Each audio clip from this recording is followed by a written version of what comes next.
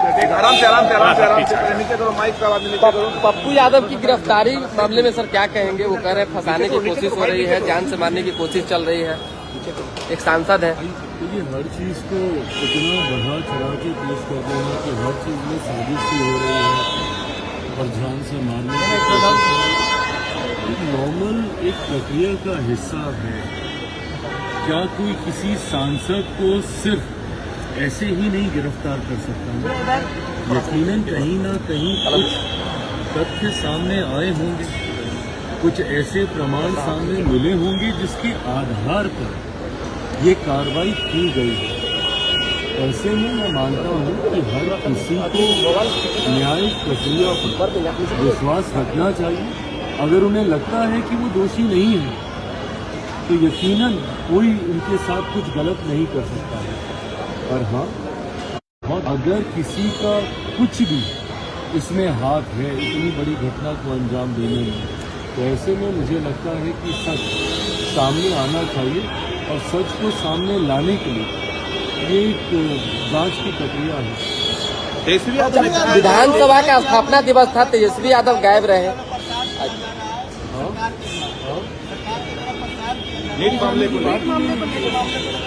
NEET मामले में जो आवाज उठा उसको लेकर परेशान किया। राहुल गांधी ने भी ट्वीट किया है और प्रियंका गांधी ने भी।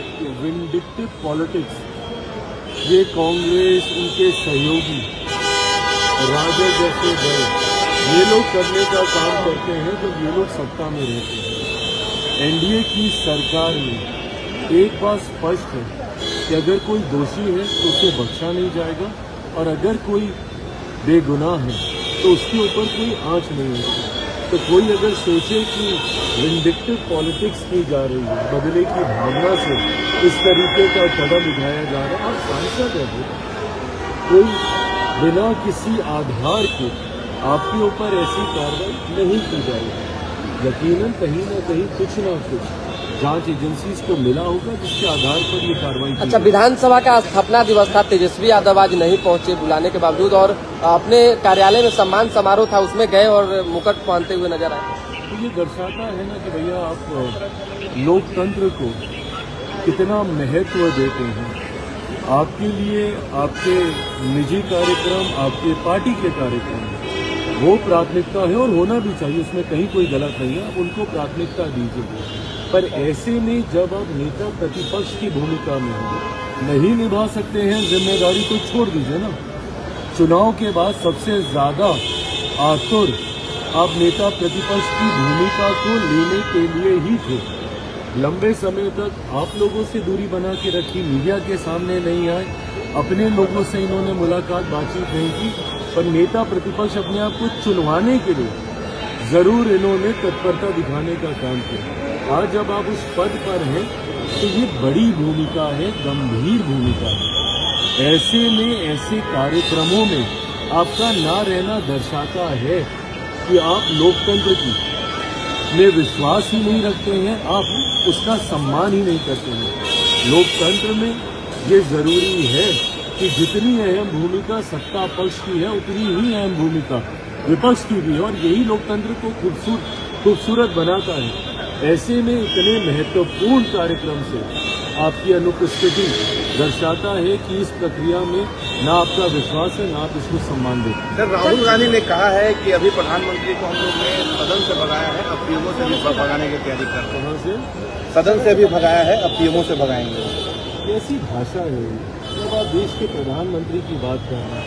कल प्रियंका जी का कहना कि स्पीकर के पीछे छुप गए हैं, ये कहना कि सदन से भगा दिया, कौन भगा सकता है भाई? कौन भगा सकता है? वो देश के चुने हुए प्रधानमंत्री हैं।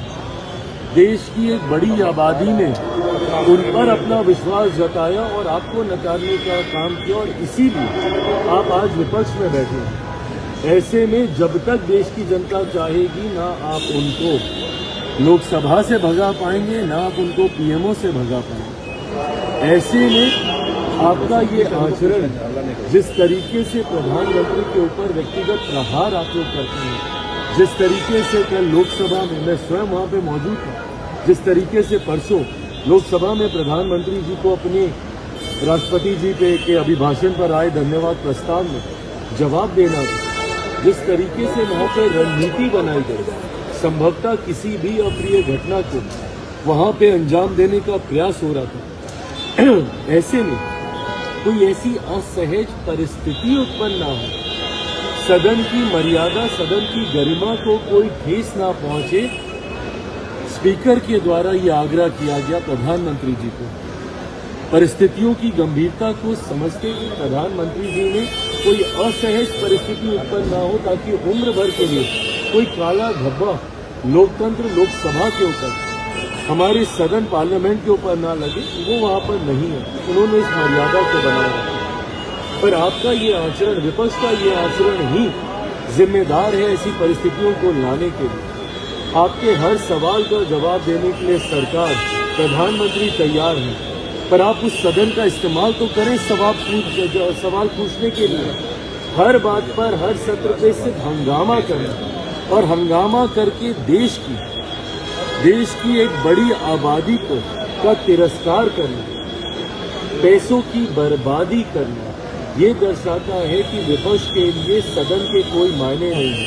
सदन की गरिमा को तार-तार करना, सेक्रेटरी जनरल के टेबल पे आप खड़े हो जाते हैं, स्पीकर की कुर्सी पे आप पांव रखते हैं, कागज फाड़ के वहां पे फेंकते हैं, दर्शाता है कि कम से कम पार्लियामेंट का ये लोग सम्मान नहीं करते।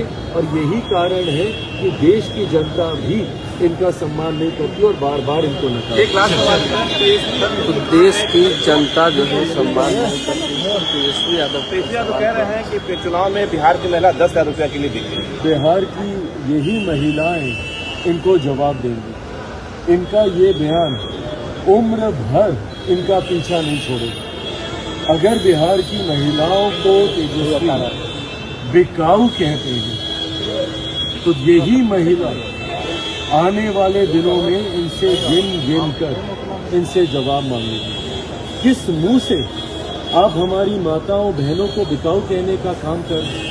आज अगर वो अपने पांव पे खड़े होने की सोच रखती है और राज्य सरकार एक योजना लेकर आती है जहां पे उन्हें उद्यमी बनाने की बात की जाती है, ये कोई फ्री बीज नहीं है, ये कोई मुफ्त की रेवड़ी नहीं बांटी जा रही है, ये उनको, उनके परिवार को आर्थिक तौर पर सशक्त करने की सोच के साथ बनाई गई योजना है। और ऐसे में इस योजना को लेकर अगर तेजस्वी को लगता है कि महिलाएं बिक गई हैं, तो शर्म आनी चाहिए उनको ऐसी बातें कहते हैं। बिहार की महिलाओं का जो सम्मान नहीं करेगा वो कभी आगे नहीं बढ़ पाएगा। बिहार की ही नहीं, जो व्यक्ति महिलाओं का सम्मान नहीं करता वो कभी जीवन में सफल नहीं हो पाएगा।